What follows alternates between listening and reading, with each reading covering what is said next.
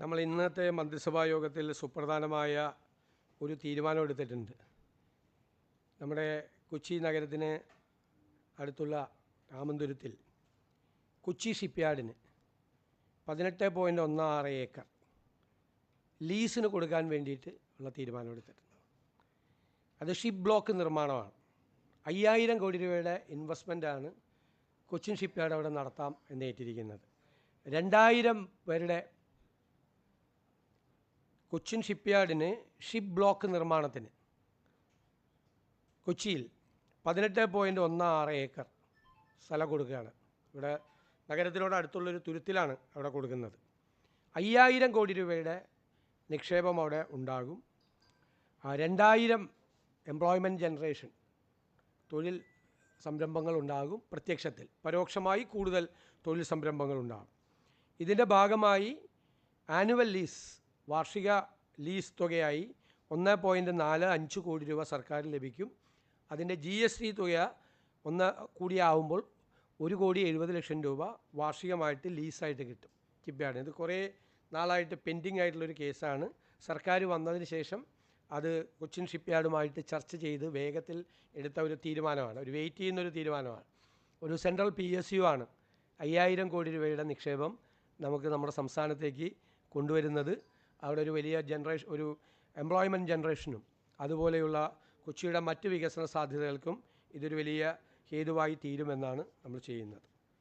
പിന്നെ നമുക്കറിയാം ഓണമാണ്. ഓണവുമായി ബന്ധപ്പെട്ട് ഒരുപാട് കാര്യങ്ങൾ സർക്കാർ ഇപ്പോൾ തീരുമാനം എടുത്തിട്ടുണ്ട്. ഞാൻ ഇതുവരെ എടുത്ത തീരുമാനവും അനുവദിച്ച പണവും ഞാൻ നിങ്ങളോട് പറയാൻ ആഗ്രഹിക്കുകയാണ്. സർക്കാരിൻ്റെ ക്ഷേമ പെൻഷൻ, അതായത് 25-ാം തീയതി മുതൽ കൊടുത്താൽ മതി ഈ മാസം യഥാർത്ഥത്തിൽ. പക്ഷെ അത് 19-ാം തീയതി മുതൽ വിതരണം നടത്തുകയാണ്. സാമൂഹ്യക്ഷേമ പെൻഷൻ നാളെ മുതൽ വിതരണം ചെയ്യുകയാണ്.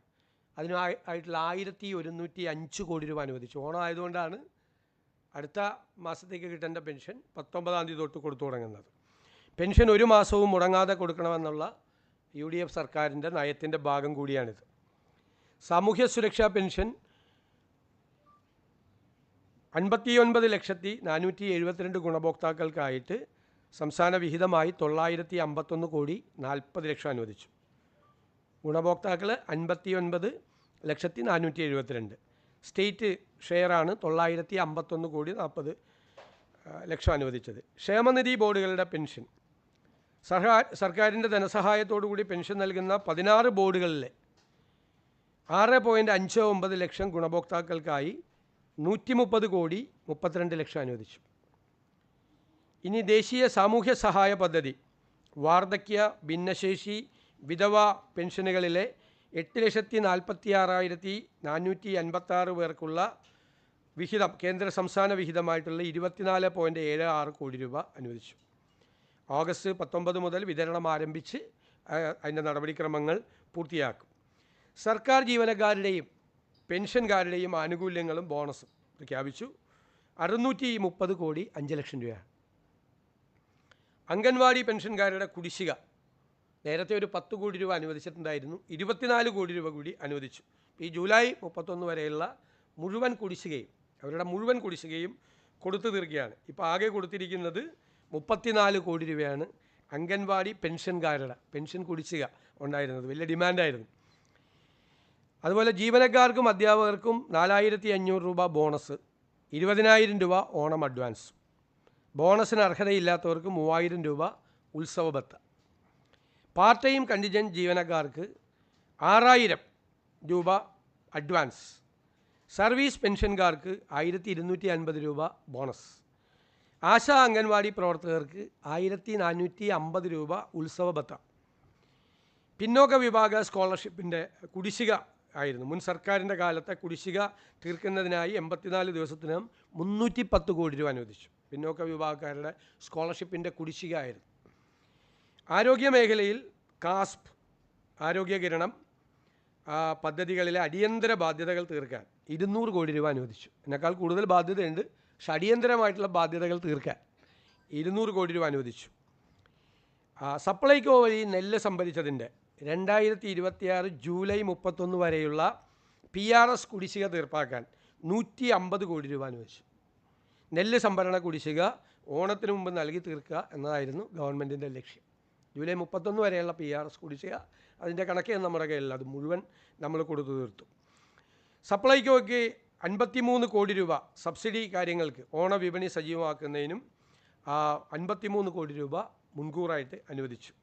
കൺസ്യൂമർ ഫെഡിന് ഓണം വിപണി ഇടപെടൽ സജീവമാക്കുന്നതിന് വേണ്ടി അവരാവശ്യപ്പെട്ട 25 കോടി രൂപ അനുവദിച്ചു. ഇനി തൊഴിലുറപ്പ് തൊഴിലാളികൾക്കുള്ള ഓണം ബത്ത 100 തൊഴിൽ ദിനങ്ങൾ പൂർത്തിയാക്കിയ 3.68 ലക്ഷം കുടുംബങ്ങൾക്ക് 1200 രൂപ വീതം നൽകാൻ 44.24 കോടി. അയ്യങ്കാളി നഗര തൊഴിലുറപ്പ് 100 ദിനങ്ങൾ പൂർത്തിയാക്കിയ 7080 തൊഴിലാളികൾക്ക് 1200 രൂപ നൽകാൻ 85 ലക്ഷം രൂപ. ഇങ്ങനെ 45 കോടി 9 ലക്ഷം രൂപ തൊഴിലുറപ്പ് തൊഴിലാളികൾക്ക് കൊടുത്തിട്ടുണ്ട്. സ്കൂൾ പാചക തൊഴിലാളികളുടെ വേതനം നമ്മൾ ഗവൺമെൻറ് വന്ന ഉടനെ 1000 രൂപ വർദ്ധിപ്പിച്ചിട്ടുണ്ടായിരുന്നു. ആ വർദ്ധിപ്പിച്ച 1000 രൂപ ഉൾപ്പെടെ അവരുടെ അക്കൗണ്ടുകളിലേക്ക് നേരിട്ടെത്തിക്കാൻ 44 കോടി രൂപ അനുവദിച്ചു. ലോട്ടറി ഏജൻറ്റുമാരുടെയും വിൽപ്പനക്കാരുടെയും ക്ഷേമം അതിന് 26 കോടി 47 ലക്ഷം രൂപ അനുവദിച്ചു. അവരുടെ ബോണസ് 1000 രൂപയാക്കി ഉയർത്തി, ഉത്സവ ബോണസ്. സജീവ ഏജൻറ്റുമാർക്ക് 8500-ഉം പെൻഷൻകാർക്ക് 3750 രൂപയും ലഭിക്കും.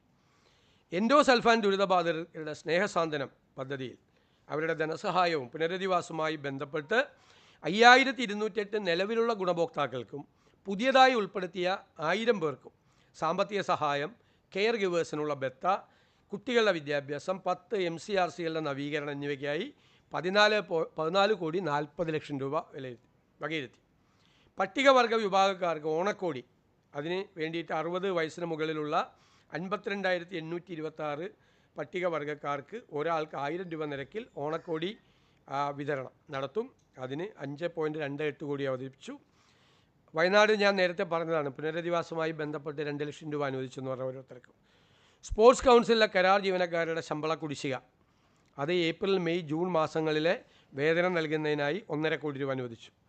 പൂട്ടിക്കിടക്കുന്ന തോട്ടങ്ങളിലെ തൊഴിലാളികൾക്ക് ഉത്സവ ബത്തയും കിറ്റും 2000 രൂപ എക്സ്ഗ്രേഷ്യ ആശ്വാസവും 1000 രൂപ മൂല്യമുള്ള സപ്ലൈകോ ഓണം ഗിഫ്റ്റ് കാർഡുകളുടെയും വിതരണം അതിന് 21 ലക്ഷത്തോളം രൂപ വരും. ആശ്വാസകിരണം പദ്ധതിയുടെ ധനസഹായ വർധനവ്, പ്രതിമാസഹായം, കിടപ്പിലായ രോഗികളെയും ഭിന്നശേഷിക്കാരെയും പരിചരിക്കുന്നവർക്കുള്ള ധനസഹായം 600 രൂപയിൽ നിന്ന് 1000 രൂപയാക്കി ഉയർത്തി. പിന്നെ കൈത്തറി സ്കൂൾ യൂണിഫോം പദ്ധതി, സൗജന്യ സ്കൂൾ യൂണിഫോം പദ്ധതി പ്രവർത്തനങ്ങൾക്കായി ഫണ്ട് റിലീസ് ചെയ്തു. 18.32 കോടി എന്നിവ ഉൾപ്പെടെ മൊത്തം നെയ്ത്തുകൂലി ഉൾപ്പെടെയുള്ള 30 കോടി രൂപ അതിനായിട്ട് അനുവദിച്ചിട്ടുണ്ട്. ഇതാണ് ഇപ്പോൾ സർക്കാർ ഓണവുമായിട്ട് ബന്ധപ്പെട്ട് നടത്തിയിരിക്കുന്നത്.